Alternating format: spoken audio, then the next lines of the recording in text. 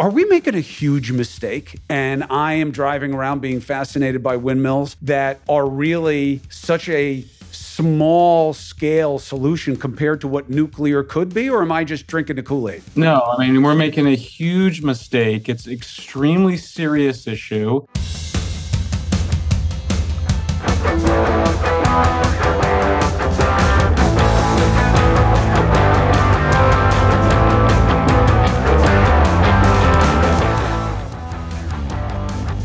Welcome to the Chris Cuomo Project. Guess who I am? Thank you so much for joining, subscribing, following, spreading the word. The growth is great and organic because this is all about you. Free agents, that's why I wear the tight tee, open mind, open heart, willing to listen. Not left, not right, reasonable. What happened to that? It's such a radical idea not to be part of the game. No, it's about regular people. Regular has become radical because the radical is getting all the relevance. That's the problem with social media. And that's what we're trying to cut through, exposing the game. And I appreciate you doing that. I appreciate you spreading the word, buying the merch so that we can give back to worthy causes together. Now, two examples of the game that must be examined by us, right? First one, Hurricane Ian. We are at our best during the worst times. I've seen it again and again and again. And Hurricane Ian will be an example of that on so many levels. You'll see people flooding in there, no pun intended, to help those who have been flooded, who are hurt, who need. You're asking me already about how you can get involved. That's us at our best, okay? However, it was also what was heartbreaking about the pandemic is that in a crisis, we were fighting one another. It was really depressing on a lot of levels. It's the first time I've ever seen that, where in a hard time for everybody, we decided to not help one another. That was something to think about, very unsettling. Now we're seeing it a little bit on the periphery with Hurricane Ian. How? The right, instead of just talking about Florida, right, breaking their own rule about don't talk about why a crisis is happening politically in the moment of crisis, which I reject, they start saying, listen to these mainstream media and lefty people talking about how this is about climate change and making it about climate change. Now, two reasons I don't like it. One, this not now rule bothers me during school shootings and it bothers me now. When better to talk about why a crisis is occurring and how to stop it and make it better than in the moment of processing that crisis? Not in flagrante delicto, in the heat of passion while something's happening. We're not talking about it in the middle of the hurricane. We're trying to figure out where it's going to hit or right as the shooting is unfolding. It's in the aftermath when we're processing. What better time? When are we more invested with our heads and our hearts for a situation than then? The idea of don't talk about it now, it's too soon. That's a way of avoiding accountability and always has been. So I don't like that. Also, it violates another idea, which is what? Single factor explanations for complex situations. Climate change is real. Global warming is real. Okay? Do we know everything about it? No. Do we know exactly how to stop it?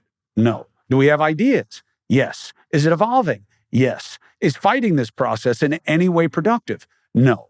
Is pushing back about extreme ideas of how to fix it when we're not sure about what it will do the wrong thing to do? No, that's fine. You don't want to be extreme in either direction. But climate change is real. That said, looking at a hurricane and saying, climate change, that is not the right way to argue the reality, okay? Hurricanes don't happen for just one reason. And to say, climate change, you're looking to be exposed and attacked during that. So I really didn't see that either. I think it's a reminder about climate change. We've had bad hurricanes for a long time. Climate change is looking at many, many years, okay? Not just the last 10 or 20, but it is real. But this is the game. Look at them making it about climate change. Why are they so against the science of climate change? What they're really about is two things. One, division and keeping you angry. Because the more that you fear the other side, the more you'll be for them, no matter how little they provide you in terms of positive value. The second is they have reasonable suspicions about the fixes. Now, that takes me to something that is what my work with you on the project and at the new show on News Nation is all about. Left, right, and reasonable. Okay, you don't like being forced into alternative fuels and solar and solar and wind power, and you want to fight about it. You know what they never talk about, but we're going to talk about it today? Nuclear. Now, if you're like me, I was raised to believe that nuclear power and nuclear bombs are like the same thing and really dangerous. And The Simpsons is like, that's the reality. It's way too dangerous. It's crazy. And we moved on from it. Is that true? We're going to talk to somebody who's been studying the issue very well. And I'll tell you this for context. It's 17% of the power in America right now, but we have some of the best nuclear infrastructure in the world. Nuclear has changed, and it is all over the globe. Why not here? Why is it not even part of the conversation? Right? If you want to engage about climate change and what the right fixes are, unless your interest is just to fight and create opposition and tension as a way of mobilizing a base and playing to these fringes, why don't they even discuss it? Oh, because it's really dangerous. How do you know that? How do the numbers size up? How does the technology size up? How do the costs size up? Those answers aren't going to come as quickly from the same company. Why? And by company, I mean this contingent of people who are fighting about climate science all the time. Why? A little bit of it is culture of conditioning, where we're just writing off nuclear. Another is ignorance. And the third is convenience, that they're getting what they want out of the fight right now. Why expand it in any reasonable direction? But we will, because that's what the project's about. Second example of the game. President Biden forgot that someone he knew passed away, a member of Congress. He forgot.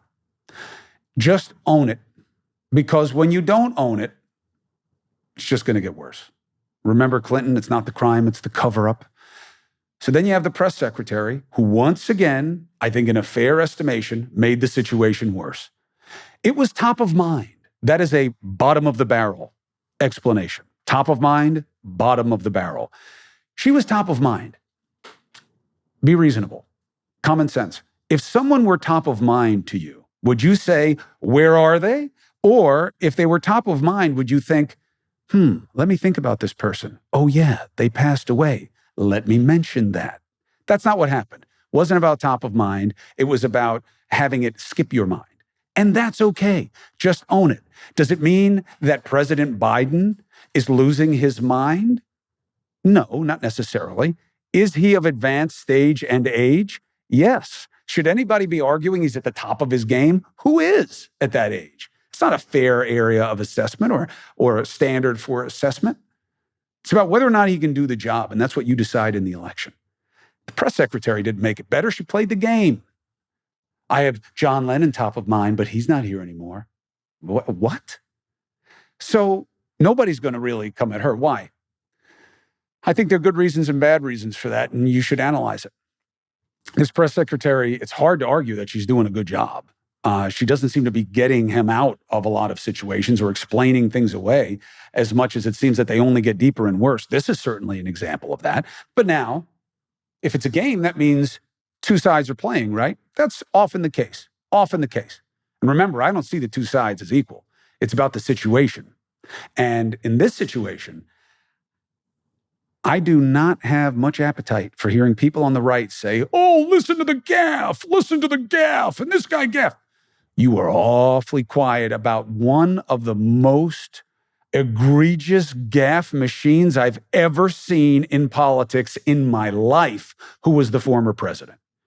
From pronunciation, from Thailand to not knowing that Puerto Rico is part of the country, to like 100 things that weren't just false, but like pure absurdity.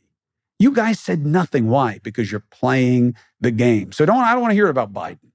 Okay? Because if you had those kinds of concerns, we had discussions in the White House with the vice president and people around them about invoking the 25th Amendment.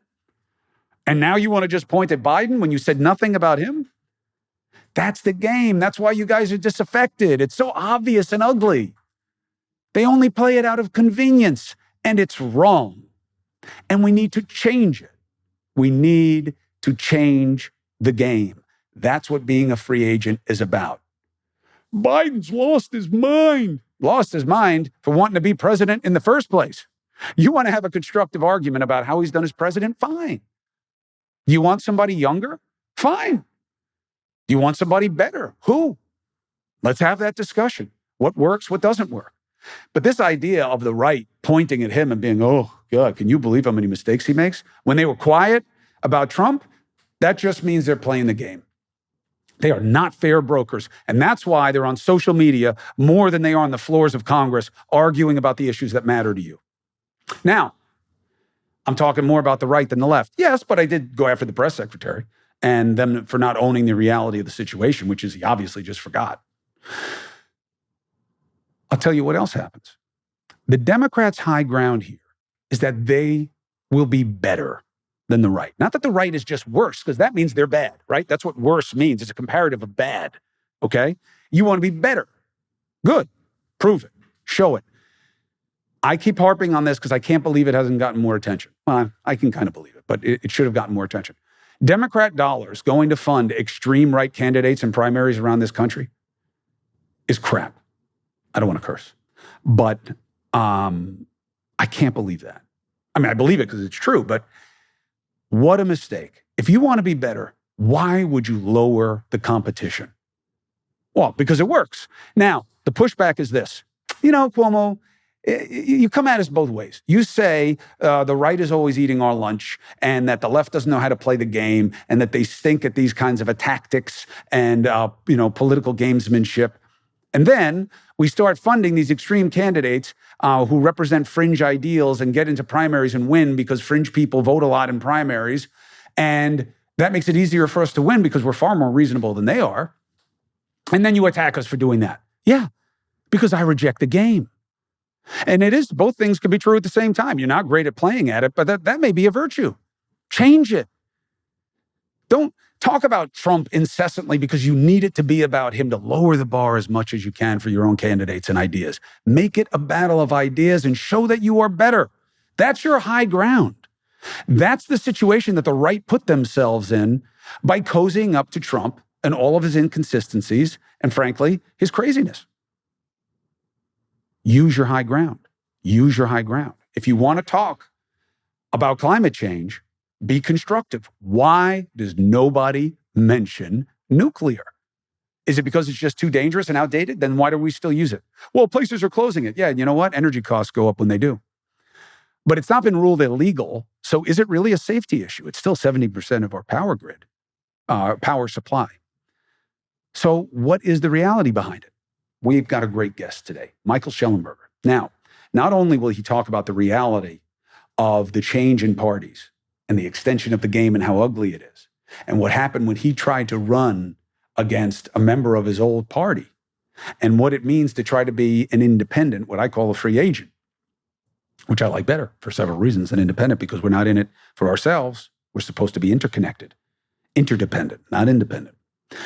And he knows a lot about nuclear energy that I did not. So let's have a conversation about the realities of the nuclear reactions within our politics when there's any dissent, and the reality of nuclear power as part of the solution for us in America. Let's get after it.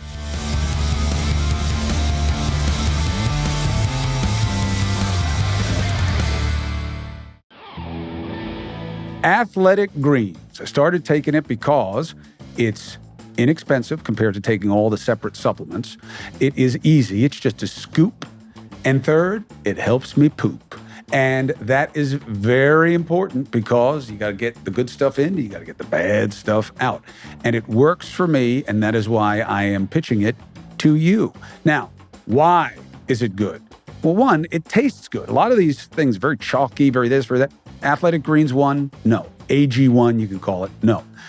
You are absorbing 75 high-quality vitamins, minerals, whole food sourced ingredients, probiotics, okay, now we're getting into that gut health that I'm talking to you about, and adaptogens. And they will help you start your day right. That is their polite way of saying what I said with the word poop. The special blend of ingredients supports that gut health, which to me is really important. If you care about your health and you're doing things to advance your wellness, if this is a big part of the practice of your existence, Athletic Greens AG1 works for you. And I feel better for taking it. To make it easy, Athletic Greens is going to give you a free 1-year supply of immune-supporting vitamin D and 5 travel packs with your first purchase, because you can't bring the big bag. The TSA guys will take it from you. All you have to do is visit athleticgreens.com/CCP. Again, that is athleticgreens.com/CCP to take ownership of your health. Pick up the ultimate daily nutritional insurance. We're getting into the last quarter of 2022. It's a big time that people are looking to fill the right positions for the holiday crush. And I got to tell you, if you want all the right things when it comes to hiring or getting hired in one place, Indeed.com. It's the hiring platform where you can attract, interview, and hire all in one place, okay? It's not going to take you hours on all these different sites looking for candidates with the right skills. That's what Indeed does for you. Indeed has a jaw-dropping pool of talent. How do we know? 3 out of 4 U.S. online job seekers search for jobs on Indeed each month. Oh, who says that? Indeed? No. ComScore, okay? Now, another number that you can check. 3 million businesses worldwide use Indeed. Are they all dumb? Probably not. They just want to hire great talent, and they want to do it fast and in one place. So, start hiring now? You want to make it a little bit easier? Fine. How about a $75 sponsored job credit? How much, Cuomo? $75 sponsored job credit to sponsor your job post at Indeed.com/CCP. Limited time, so get in there and do it. Claim your $75 credit now at Indeed.com/CCP. Why? Well, you're going to go through your terms and conditions, as you must. But if you need to hire, who do you need? Indeed. Right on time. Michael Shellenberger, pleasure to have you on the project. Pleasure to be with you. So I have you on here as author, thinker, political activist and advocate, politician, and iconoclast, provocateur, and question mark for my audience. Some of them will know who you are. Others are Googling you right now. And there will be frustrations about you, Shellenberger. Are you aware that you present problems for people in politics, specifically on the left, though most of your positions, if not all, they should like? How do you explain? How long do we have? As long as possible. I'm sitting in my dining room. Yeah, I mean, I think it's a weird time. I mean, this issue of identity keeps coming up, like, what am I? And I have struggled to answer that. Lifelong Democrat, definitely came out of the radical left, not just the liberal left, but always identifies as a progressive. You know, I'm 51. I think civilization is important. You know, I value freedom. I have a lot of compassion for the vulnerable. So I feel like I can see things from a lot of different points of view, liberal, libertarian, conservative. You know, I have some views that are probably conventional liberal that, you know, you can probably guess where I stand on things like abortion rights, gay rights, universal health care. These are things that guns, for me, you're a lefty on guns. Guns, you know, these things are pretty simple, I think, and I haven't changed really at all. But you left the party. You ran against Newsom. You asked for him to be recalled. And right now, people on the left are saying, damn, this Cuomo, he's talking to another hater. He's talking to an anti-Democrat. You left the party. You can't be a Democrat. Respond. Well, that's what people think. I mean, look, I'm a lifelong Democrat. I wrote this book, Fransicko, about what's happened to the town I love. And it is a town where we are leaving people in profound states of illness on the streets in the name of taking care of them, in the name of protecting their freedoms. Things have spiraled out of control, and we're doing a terrible disservice to mentally ill and drug-addicted people. We're also destroying the fabric of our cities by not providing the care that we need to provide, which can only be provided when you get people inside. And it was that experience of writing the book that made me just unable to be a Democrat anymore. Now, I think a lot of people assume then that means that you're a Republican, but I'm just not a Republican Well, either. they certainly don't have a better track record when it comes to taking care of homeless in cities than Democrats do. Unfair comparison because they don't run big cities anywhere near as often as Democrats do, but they also haven't really made a market in helping that population either. Yeah, I mean, look, I spent a bunch of time in Boston. My sister and her husband and her kids live in Boston. They do a much better job than we do on the West Coast. And some of this is just comes down to culture. There's just higher standards of propriety on the East Coast that you don't allow people to live in open air drug scenes. They refer to the homeless encampment at Mass and Cass as an open air drug scene, as a drug addiction problem. Some of it's structural. Some of it's weather, too. Some of it's structural, some of it's cultural, some of it's weather. It's cold. You leave them out, they die. Now, some people who are new to the conversation will say, you're talking about these people like they were cattle. No.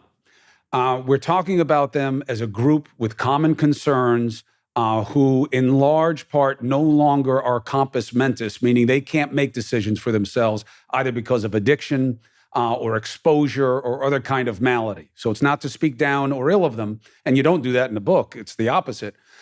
But in Boston, you leave them outside, they die, you're going to have a suit, you're going to lose. So there is a convenience on the West Coast.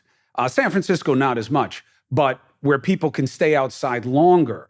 Part of the problem, which we will get to, is some of the language you use. But one step back. Democrats do more for this problem than Republicans do, even when it just comes to talk. So how does that justify leaving the party? Well, look, there's a lot of blame to go around. I mean, I came to see something that I think conservatives see as a glaring blind spot for many progressives, which is that compassion that is not balanced with order, with discipline, can be very harmful to people. And I just think many progressives, they don't imagine that compassion itself could hurt people, but it can.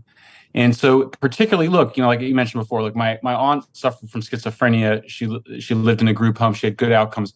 I have 3 friends from high school that became homeless drug addicts. 2 are dead. One of whom is alive and struggling and needs to be mandated care. There's a lot of folks you talk to in New York and Boston, I think, that have a warmer feeling towards tough love. Tough love, for those of us that are Gen Xers, was a very positive movement in the 1980s. This idea that you're not helping somebody by enabling their sickness. You need to require that they have some standards for themselves, that they not engage in self-destructive behaviors publicly, camping publicly, defecating publicly, using drugs publicly. These things are not acceptable. They're not compatible with civilized society. And they're also not fair to the person who's suffering addiction. All right, so wait, let's unpack with, not to cut you off, but first of all, you're very fluent on these issues. And we have to take it chunk by chunk because most people aren't. Most people just drive past or walk past homeless and just, are happy nothing happened in terms of an altercation. And they're not wrong to feel that way. It can be scary. So let's do it chunk by chunk. Yeah. When you say tough love and compassion balanced with responsibility, in political circles, that smacks of code. This is the right condemning people for their own condition. And you have now become one of them. And, it's this kind of quasi-Christian, if you're an addict, it's your fault, which obviously I really believe, as a matter of fact, is most often not the case. So how do you defend yourself on that criticism? Well, it's not the case. I mean, I mostly view people that are sick as sick. It's a mental illness. Obviously, schizophrenia is something that you're usually born with. There may be environmental triggers, but same thing with any psychiatric disorder. Addiction is a psychiatric disorder. It hijacks the brain. At the same time, do I think people have personal responsibility? Absolutely. Do I think that we should affirm that people do have some amount of free will? I think that addiction erodes the ability to make good choices. So if I'm interviewing, and I've interviewed hundreds of people on the street, my videos have gone viral on this issue. If I interview somebody on the street, as I did, a woman who's 8 months pregnant, living in a tent on the street, and I say, would you like to go inside? And she tells me, no, I'm fine where I'm at. You have to ask yourself, is she answering that with full mental competency, as you said, or is that the addiction talking? Is she worried that if she goes inside that someone's going to make her give up smoking fentanyl?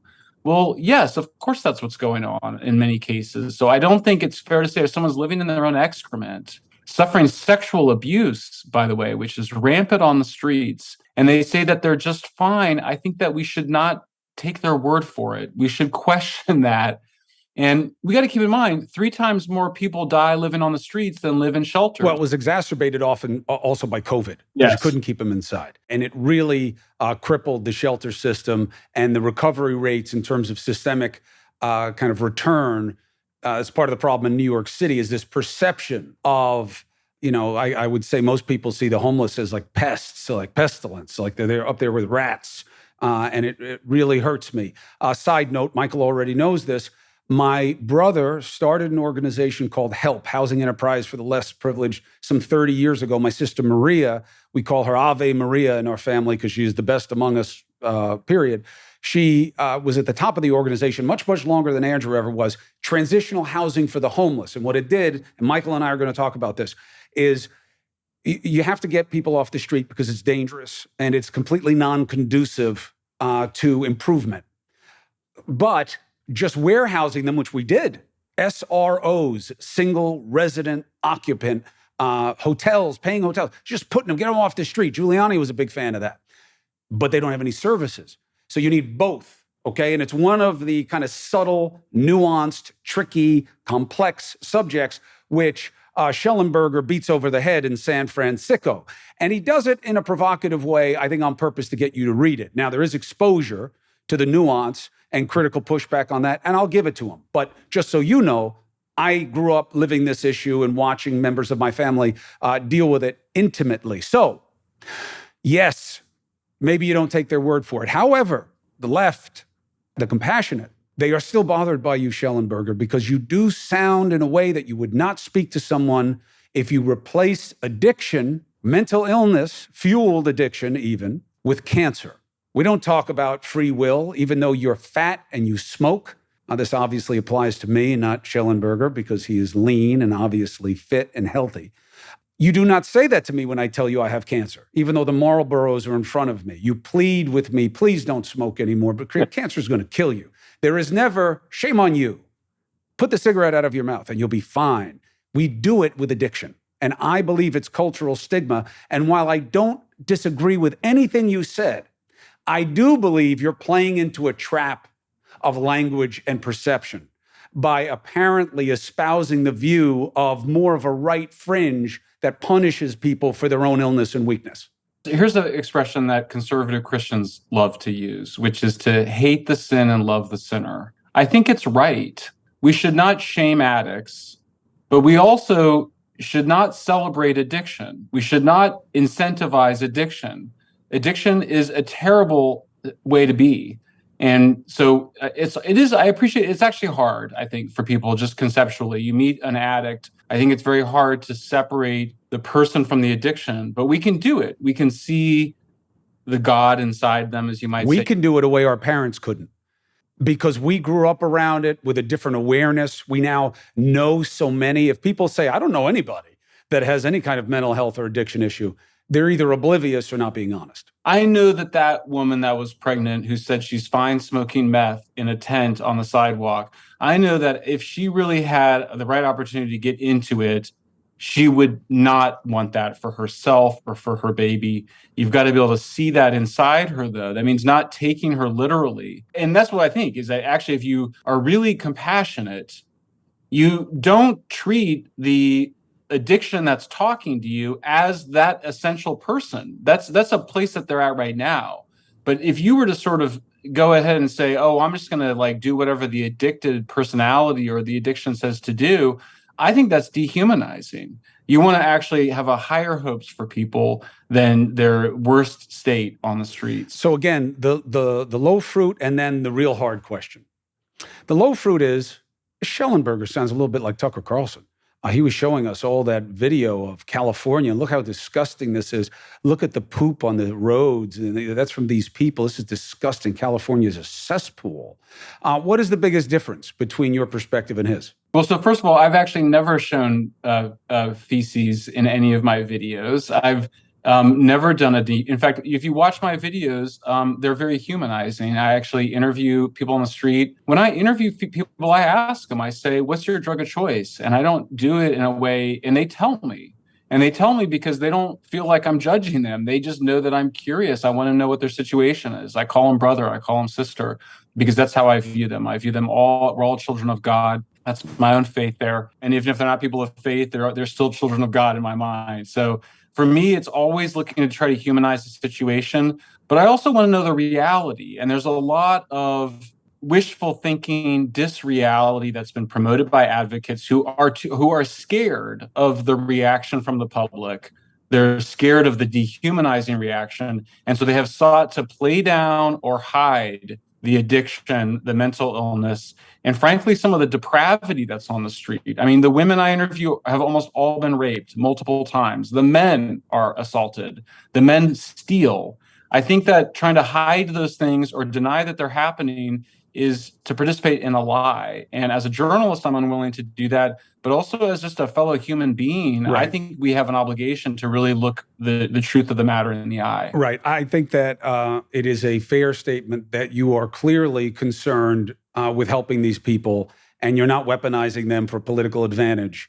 And that's the difference between you and a Fox guy. Now, the harder question is, all right, we get past the language. People aren't beating you up for the wrong reasons. So now, you want to be a leader, you want to be in elected office. So how do you fix it? Because obviously people who are addicted are either unwilling or unsuccessful in treating their own illness. So what do? You don't want them on the street. Great. What's the answer? Well, I mean, the first thing is you don't have to go into the shelter. Nobody has to go to shelter, but you can't stay on the streets because we know that people die at a rate 3 times higher if they're unsheltered than if they're sheltered. We can actually see that between 2020 and 2021. We see that in the difference between the death data between New York and Los Angeles. You are correct. They will die more from more different reasons and faster on the street than if they have consistent shelter. Yeah. How do we do that if they won't go to the shelter? Well, so, I mean, you just have to tell them, you have to say, look, we were concerned about your safety. You can't stay here. You don't have to go to the shelter, but you can't be here. So now my jails are full because you're going to make it illegal.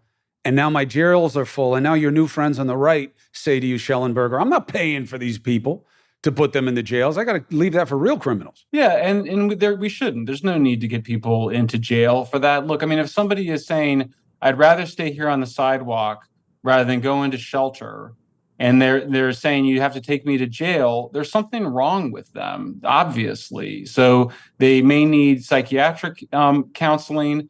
I'm very sensitive to people suffering serious mental illness because of my aunt.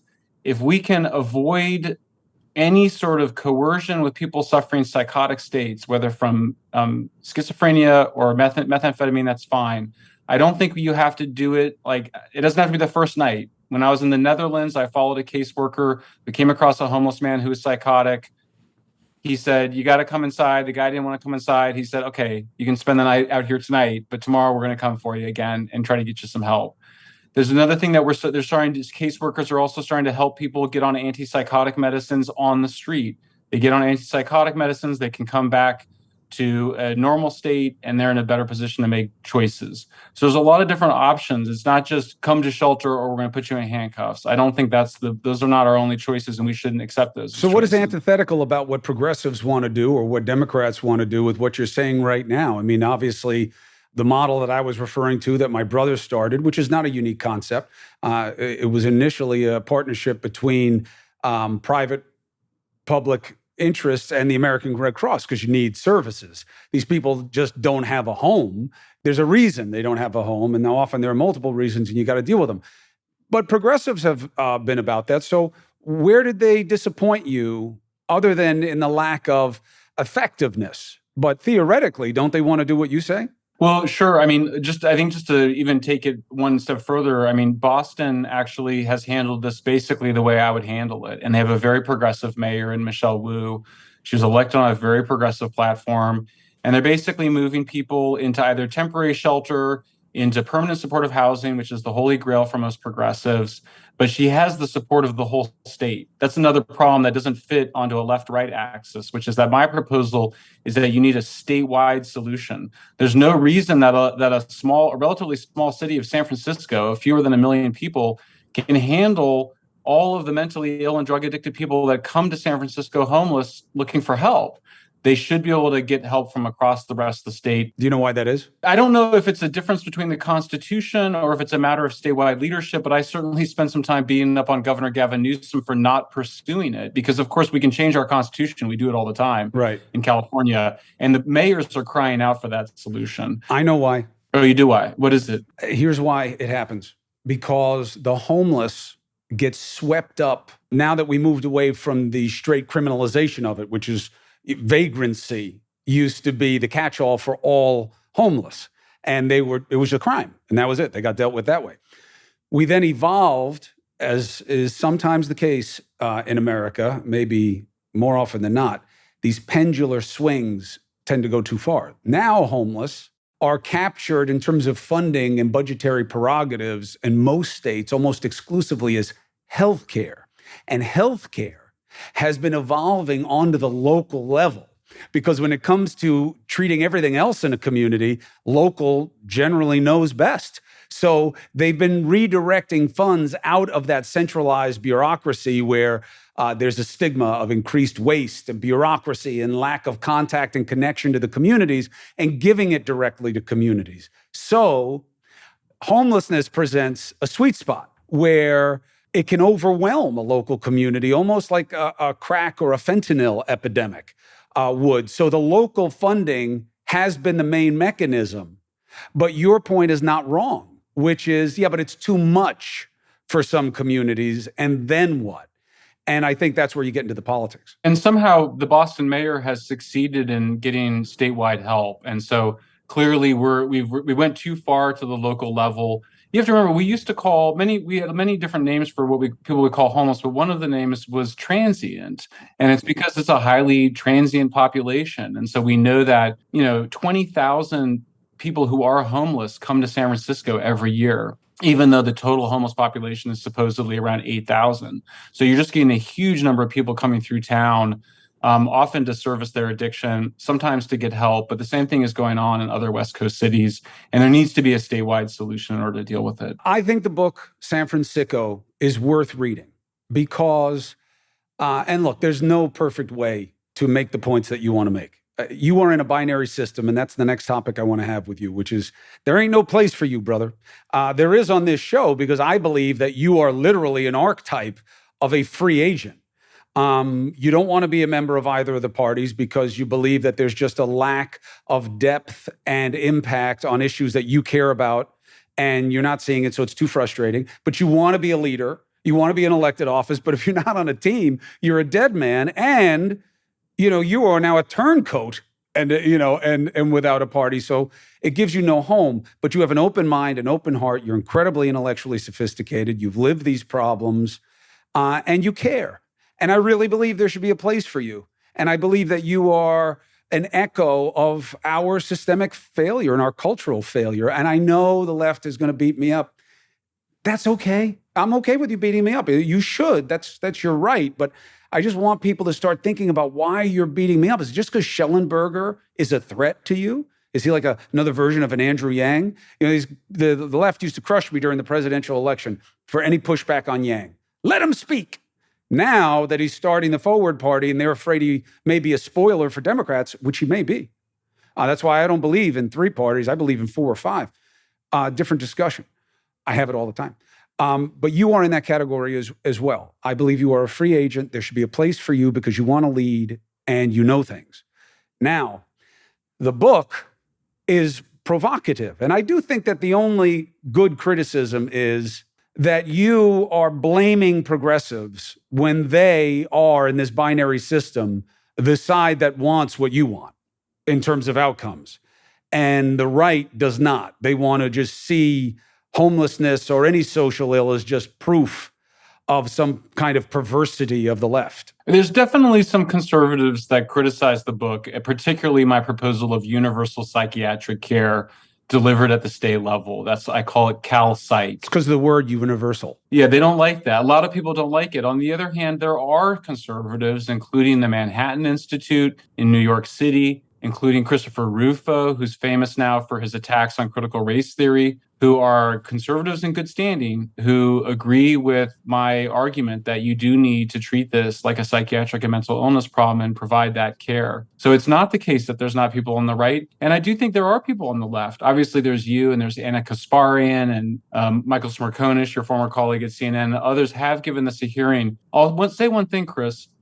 Psychiatric care has been a rare area of bipartisan agreement for decades, including under President Obama. They passed legislation that supposedly requires parity by health insurance providers. Doesn't happen, but it is supposed to happen. And they have a huge advantage. You know what it is? Nobody wants to yell and scream about not getting psychiatric care because of the stigma. Whereas if you did it on any physical malady level, even on something where it used to be embarrassing, let's say, like I love the example of IBS all the time, People will talk about it, and if you didn't cover it, they would yell up and down. And the woman who has the rare gastrointestinal disorder, who was throwing up the other day outside the insurance clinic and got a lot of attention, and rightly so, because shame is powerful.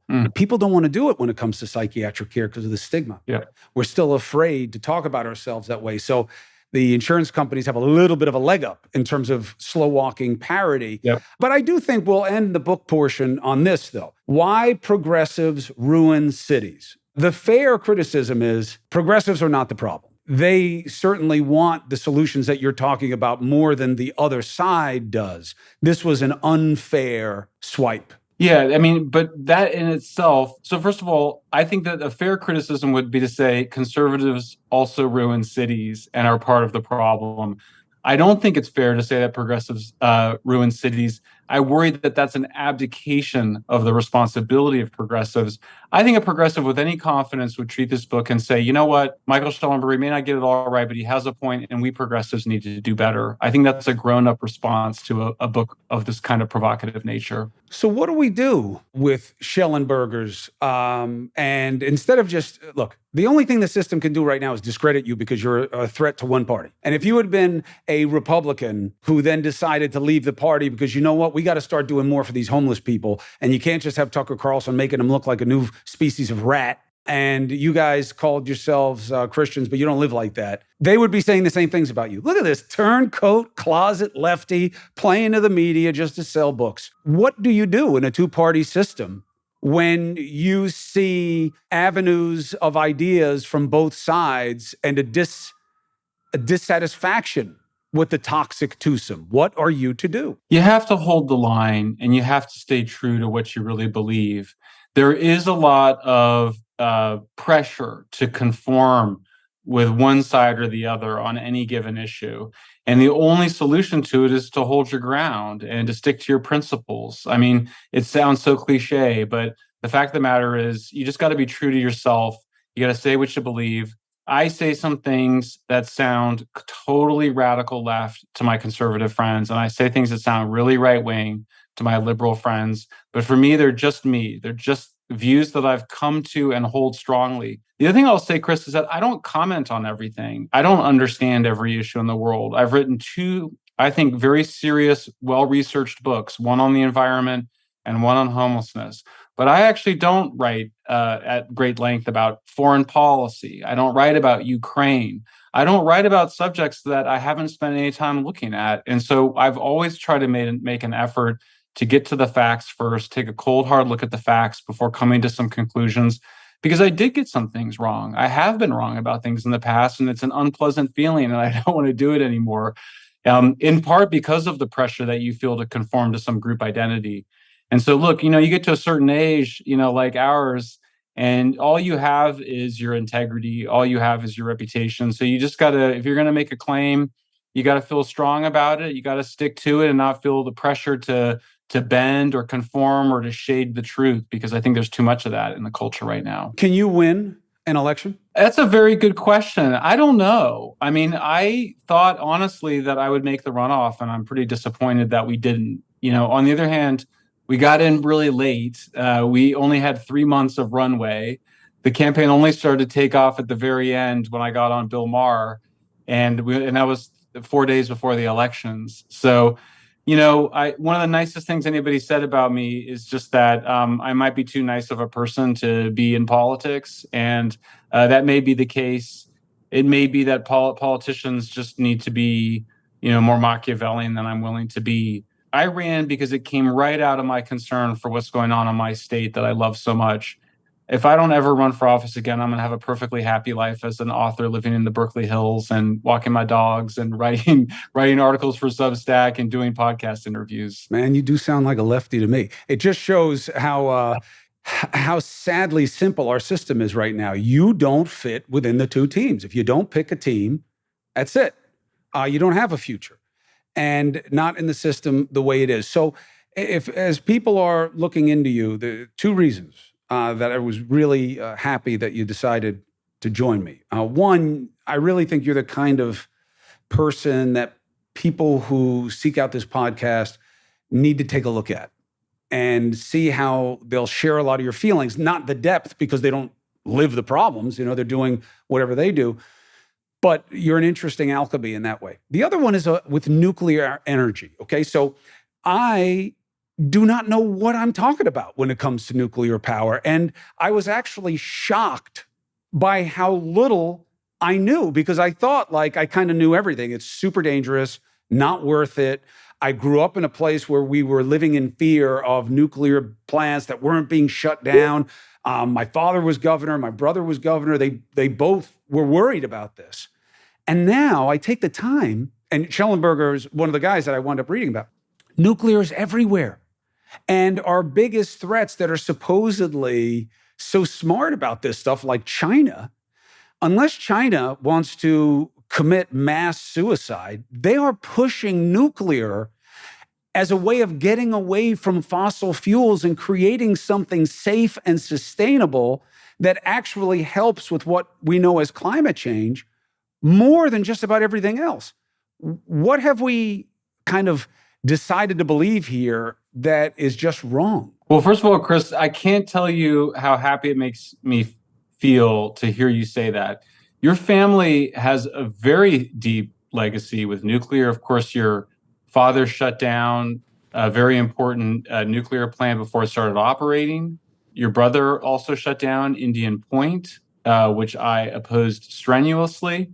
So the fact that you are interested in taking a second look at nuclear is a huge, huge thing. Yeah, look, I mean, it's coming from a place of ignorance. Look, I'll be fair to Pop and a little less fair to my brother, Andrew. Pop was doing it on the basis of what he was receiving. That's all a leader can work on. He was no scientist.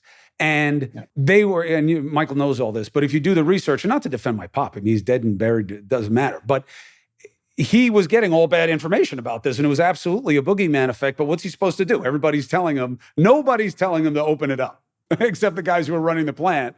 And there was a consortium involved where it was private sector money. So that didn't sound great. So I give him his full defense. It was way too early. Andrew was different, but the politics were very clear, Michael. It's hard to be in his party, right, and not see nuclear, which is weird, right? Because you see the left Democrats as being very progressive on, it's the right that only wants oil and maybe some gas, but it's the left that's very progressive. So you would think they'd be pro-nuclear, but traditionally they have not.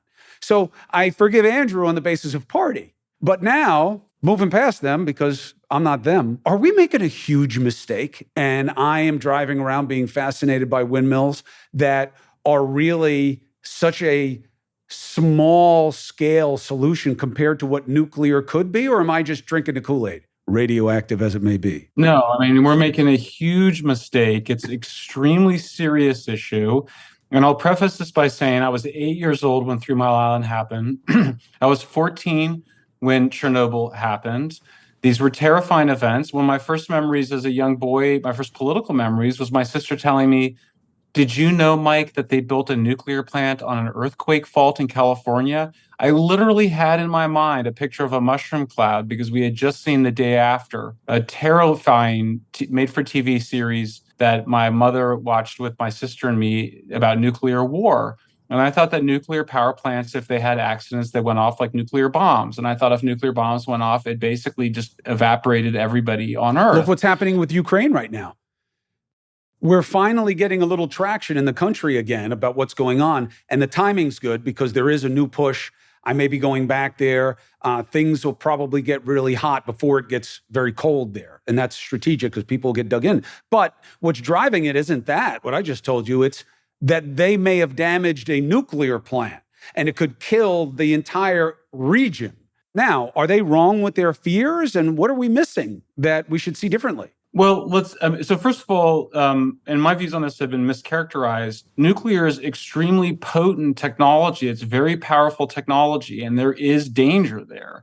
In fact, this is going to sound really strange, but the thing that makes nuclear energy so safe is precisely the thing that makes nuclear weapons so dangerous, which is that they have this very high power density.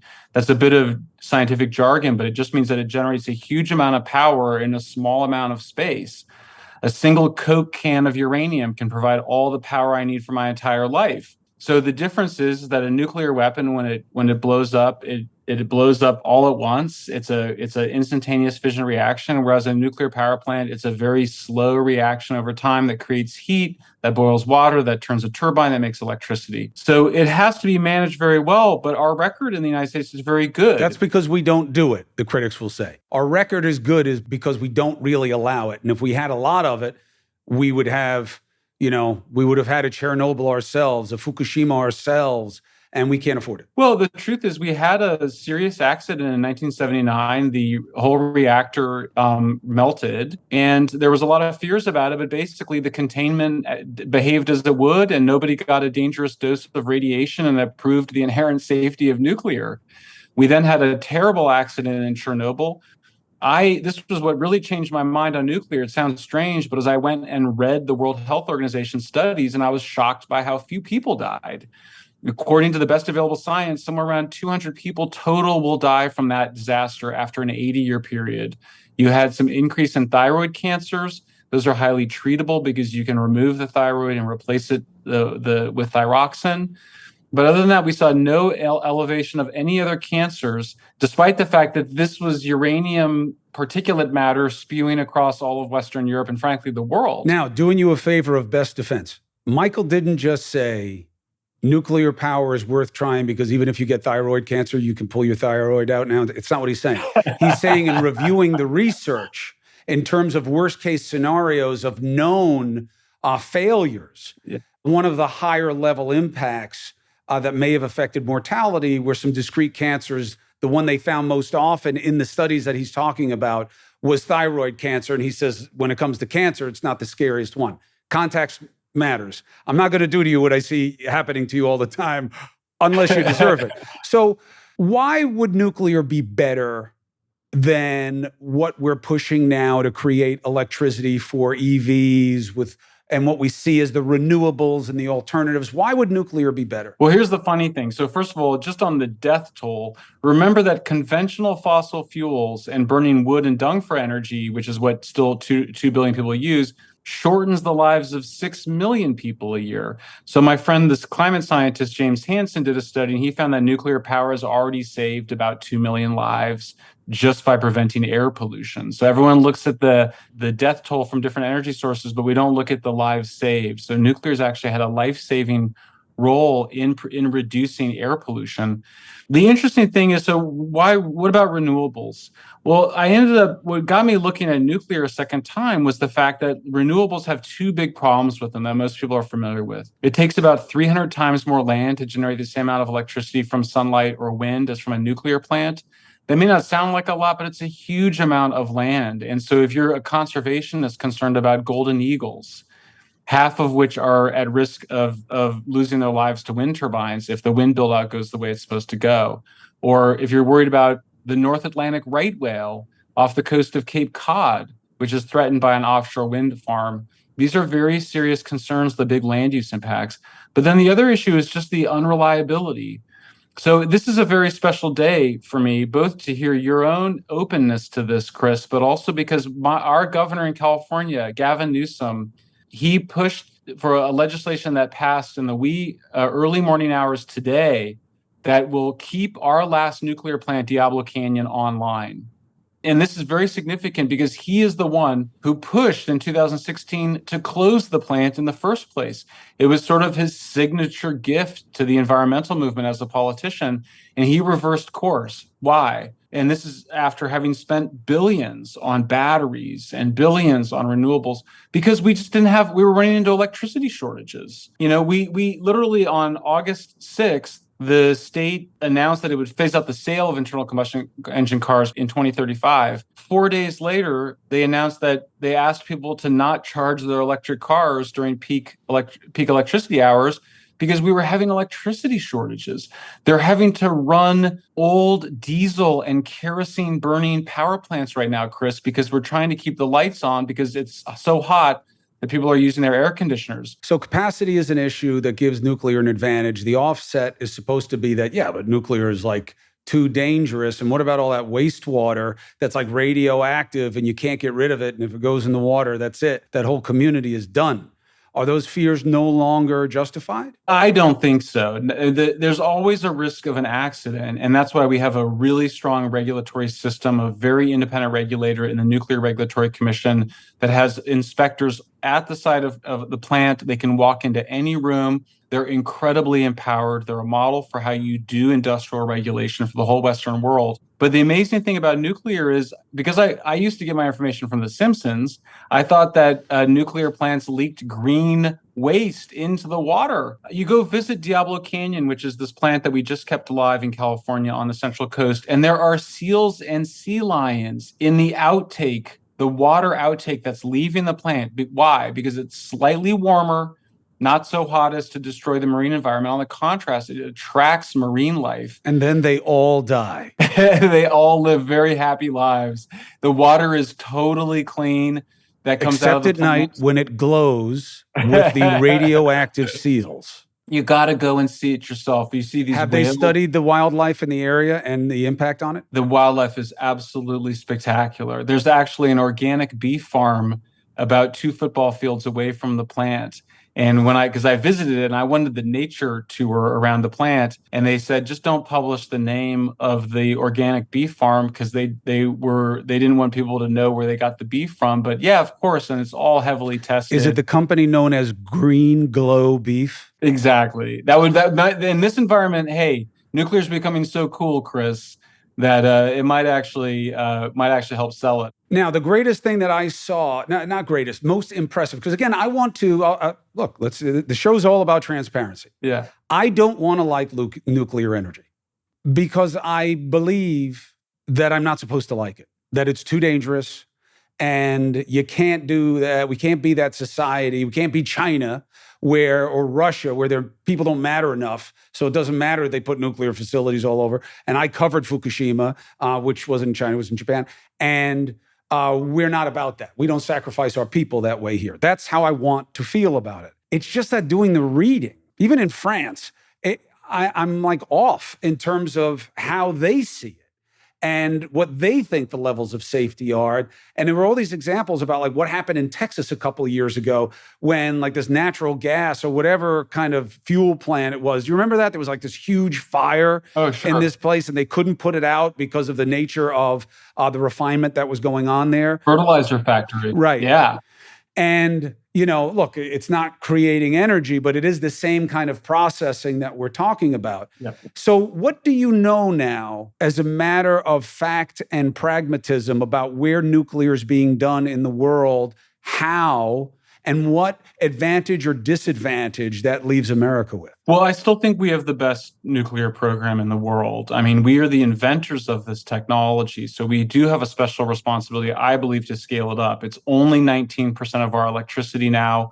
It's over half of all of our carbon-free electricity. So I still think we do the best job. The French have a perfectly wonderful program as well. It has traditionally been around 70 to 80% of their electricity. But they themselves have grown afraid of nuclear, and they neglected their plants. They didn't properly maintain them, and now they've had to take half of them offline. Self-fulfilling, though, because they didn't take care of them. Because they didn't take care of them. It's these are just machines. I think it's important to demystify it a little bit. They needed to go in and re-weld some of the pipes. That's all it was. Inspecting plants, you're looking at pipes, you're looking at cement. It's not magic. I mean, there is something remarkable about the act of fission, which is splitting atoms to release heat because there's no fire. And that's very unusual for us. I mean, I think the fear, because you asked earlier, Chris, where is the fear coming from? And I think there is a fair amount of fear around radiation. It is a very strange thing, radiation. In part, it's easy to detect. That's one of the reasons that radiation is so important to medicine, is that we've learned how the body works, how the internal processes of the body works by attaching radioactive isotopes and seeing them and tracking them move through the body. So I think because we're able to detect radiation at such low doses, it's easy to get scared of some exposure. And we created this really, almost neurotic set of safeguards around nuclear and around radiation that I think in some ways are justified. But it's a little bit like, we get dental x-rays, you go through the airport, we do have some more familiarity with it, but it is a strange phenomenon. It's not something that's deep in you mentioned archetypes. There's not a lot of archetypes available for it. We humans evolved with fire and smoke, and nuclear, it is so futuristic and space age. I think it's taken us some time to get used to it. Why is China dropping the hammer on nuclear? Is it because they don't care? Life is cheap? Or is it that they've figured out a better way to do it, or do they understand it better? On the contrary, they're building nuclear because people are demanding clean air. They are, you got to remember, it's gotten better already because they're just having cleaner coal plants. But natural gas doesn't exist in large quantities in China. It's expensive for them to import. They are burning coal better, but it still creates a lot of carbon dioxide, and the Chinese do want to reduce their carbon emissions. So no, the Chinese want to go nuclear because it's great for first and foremost, reliability of supply, low cost, and also the air pollution benefits. They want to be technologically advanced like every advanced nation.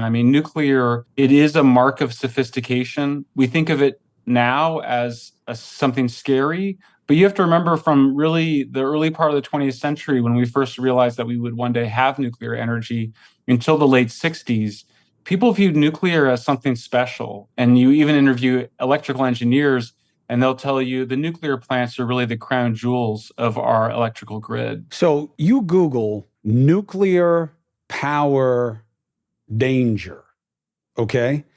And you will get an atomic blast sized list of, you got to get through the Iran nuclear deal, and some other, irrelevant aspects, but no one really agrees with you on any major level, even in a country that we're almost, completely neurotic now about energy, right? And electric vehicles are being weaponized as some kind of tool of the left, and no one can afford them, but nobody even knows what they cost, especially if you compare a regular like Tesla to a pickup truck, which are incredibly expensive now. So if it's so obvious, if it's moved to the point where we should really rethink it in a country that is obsessed with what to do about energy in the future, and it is a major fault line, pun intended, between the parties, why aren't more people talking about it? Well, they are. You have to remember, it shows up in the polling now. And Republicans, it's really Democrats who got themselves on the wrong side of the nuclear power issue. Republicans are still back where they were in the 1960s, have been pretty overwhelmingly in favor of nuclear. But we've seen it in the polling data. We've seen it in Gallup. We've seen it in environmental polls that show that Democrats have been becoming more pro-nuclear. We've seen it in California, where a plurality of voters is in favor of keeping Diablo Canyon nuclear plant operating, and only a minority is against it. You see it generationally, where you see younger people under the age of 40, people young, who unlike us, they don't remember Chernobyl. They don't remember 3 Mile Island. They don't remember the Cold War. I mean, you got to remember, it was at a time, Three Mile Island and Chernobyl in between were dealing with a very scary period where there was some worry about nuclear war. So these kids, grew up fears of climate change. And so I'll tell you, one of the funniest reactions I get, Chris, on Twitter is people, and I get it from young people in general, they kind of go, well, why exactly are people so against nuclear power? They don't even understand it. It's a huge generational divide, and it's been changing very quickly. I think baby boomers are going to be the last to change. If you had to undergo duck and cover drills in the 1950s, that's some traumatizing stuff. It's hard to shake that. Even though you're confusing two different types of, not you, but that phobia plays to two different types of technology. Do they just share the same term, nuclear? How do you explain the beatdown that you were dealt by Democrats in Congress when you came to testify? Oh, the first time. Shellenberger actually went back, gave the testimony, but in reading the testimony, he's like, I don't know why these people said that I don't know anything about science and that I didn't say this and I didn't do that. And you went through this like methodical correction. I was reading this thing. I said, your buddies are right. You have to really amp up the aggro in you and the Machiavelli in you. Why do you think they were misrepresenting what you know about science and what you would put forward in the literature and what your money interests are? They don't like what you're saying. Right. So you have to die. That is the nature of that game. What did you think was going to happen when you went to Democrats and said, you're wrong about this, we should really be all in, your policies are foolish in comparison? Well, not that. I mean, I didn't expect to basically be personally disparaged in a congressional hearing as an invited witness offering expert testimony, and then to have the chairperson gavel the committee hearing to a close before I had a chance to respond. Honestly, my feelings were hurt by it. I, of course, responded and sent a long letter to Nancy Pelosi. And I was actually still a Democrat then.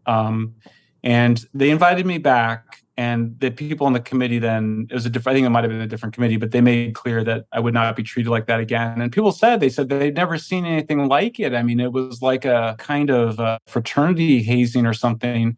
I mean, in retrospect, you need some distance to get over it a bit. And that was now 2 years ago. And I look back and I think they saw me as a threat. And in some ways you go, obviously they felt I'm much more of a threat than a conservative or a Republican, because I think it's harder to dismiss me. And so they felt the need to disparage me in those ways. But it's gone down since then, and I've been treated respectfully. I had a chance to testify to the Senate last year and meet Senator Manchin and others. So hopefully, and I am going to testify again this year and probably next. So hopefully we can put that behind us. It's an unpleasant memory. Two thoughts. One, it's actually a pretty significant reason that I reached out and wanted you to come on, because when I was reading it, I was like, wow. And then once I cross-checked it with other things about you and what you have said on other things, especially when I learned about the field work around the addiction and mental health issues that often populate the homeless, I was like, boy, this guy, this bothers him. This isn't just about advantage. This guy's not playing the game. He obviously doesn't understand that the game is being played on him.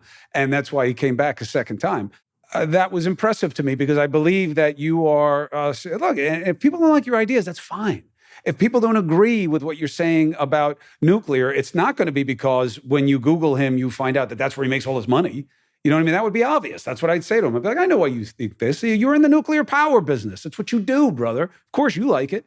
But that's not what it is.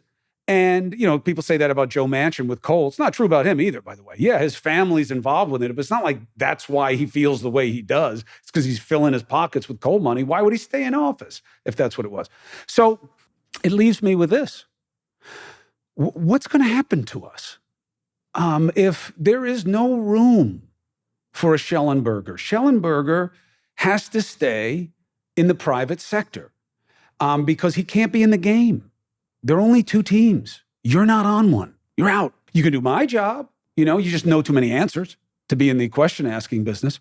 But what does it say about where we are and where we go as a polity, as a nation? Yeah, it's concerning. I mean, it's really concerning, and it's coming from within us. And I think obviously social media is a big part of it. We know, I mean, one of the funny things I discovered, when you understand the addiction pathways, you're looking at the dopamine reward system for when you do drugs or you do something, when something positive happens, you get these dopamine rewards. Unfortunately, confirmatory information provides a dopamine reward, whereas disconfirmatory information is dopamine depleting.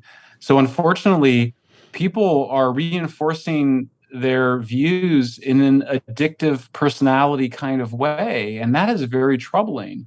I will say, though, that I think people are sick of it. I mean, I think, you're sick of it. I'm sick of it. I keep meeting people that are sick of it. I'm not only sick of kind of the woke mob, but I'm also sick of talking about it. I'm sick of the backlash to wokeness. I'm ready to move on I think a lot of us are, onto something more constructive.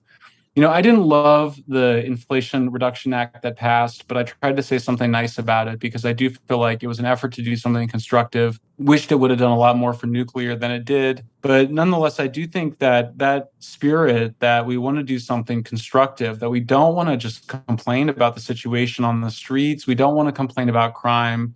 We don't even want to complain about partisanship. We would just like to get some solutions done.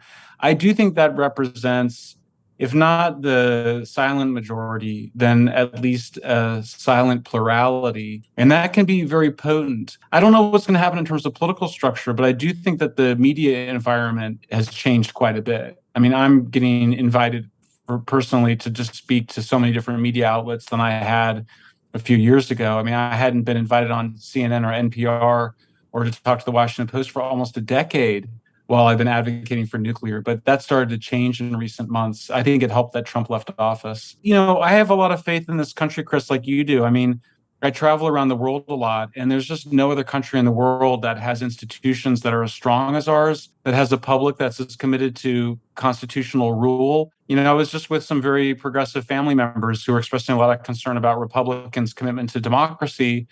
And I countered, yeah, there are concerns there, but I just don't. I mean, this is a country where people really believe in the Constitution. They know what the Constitution says. I don't think that our republic is at threat because of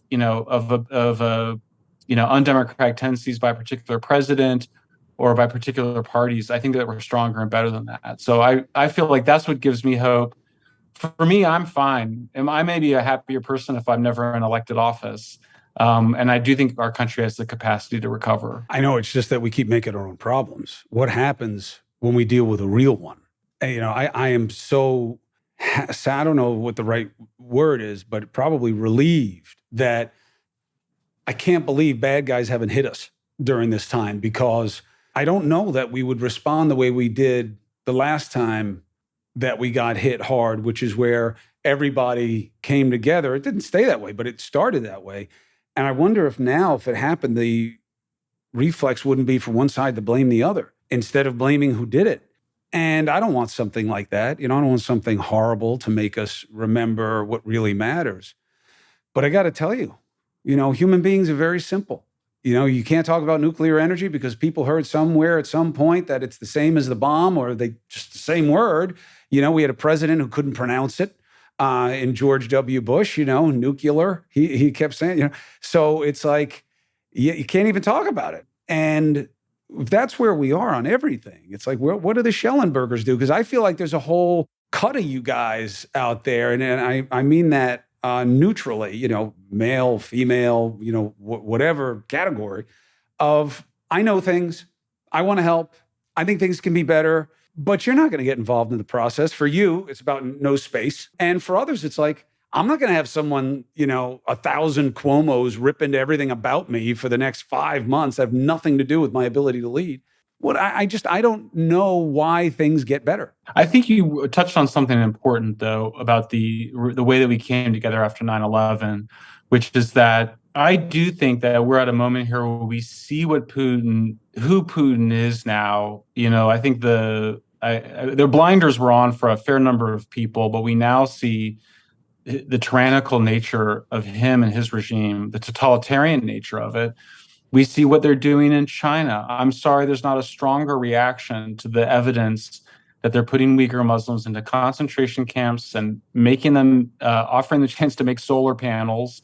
I think that's a terrible situation. We see people trying to get into our country. We see a border crisis because people are desperate to come here.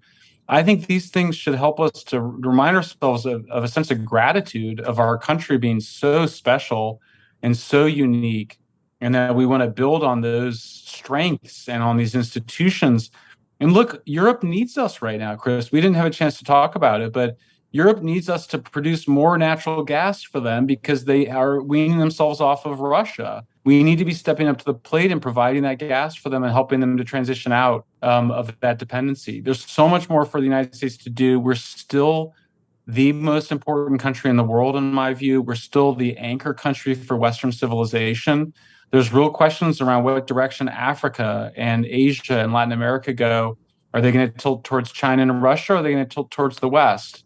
And I'd like to see them tilt towards the West, not because we bully them into it, but because they see what an inspiring country we continue to be, and why our prosperity and wealth, and to some extent our dysfunction, are all consequences of the fact that we're basically we have a really strong foundation. We got really good bones. Well, Michael Shellenberger, the book is San Fransicko, but he's worth a Google because he's written about a lot of other things. He's started and a participant in numerous organizations that have to do with environmentalism. He's not against climate change, but he just doesn't think it's the end all and be all of anything. You know, it's of everything. It's complex. It's nuanced.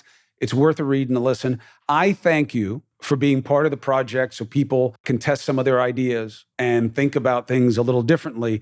And I appreciate you for helping me understand some things that I thought I knew and now know I needed to look at further. I appreciate you and I wish you well. I appreciate you too, Chris. Thank you for being so open-minded and open-hearted. It means a lot.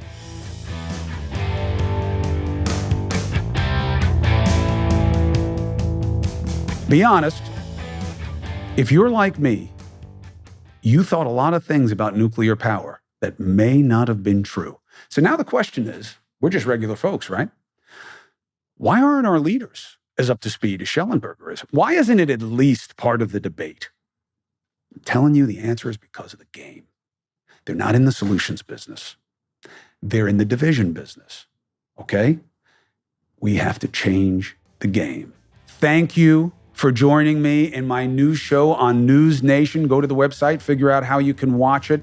8 p.m. Eastern. Let's get after it.